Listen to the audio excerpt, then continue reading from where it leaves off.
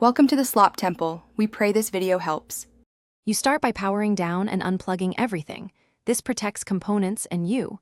Once unplugged, ground yourself with an anti-static strap or touch a metal chassis point because static will kill a card. Make sure your PSU has the required 6/8-pin connectors and enough wattage. If not, stop and upgrade. Now remove the case side panel, set screws aside, and locate the primary PCIe X16 slot. Once visible, clear any drive cages or cables that block access. You'll start by removing the rear I/O slot covers for the card's bracket. Once the covers are out, align the GPU's gold fingers with the PCIe X16 slot and press straight down. You should hear or feel a click as the retention latch engages.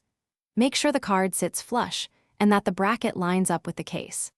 Then fasten the bracket screws to secure the card and route any PSU cables neatly. Connect the 6/8-pin power plugs until they seat fully.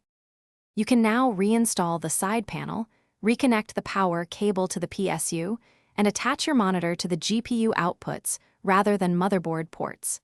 Boot into BIOS to confirm the card is detected and set the primary display device if the option appears.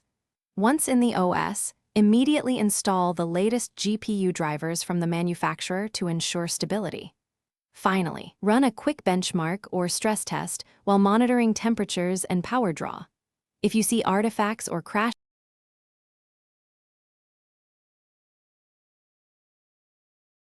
Thanks for watching. Consider subscribing if we helped you.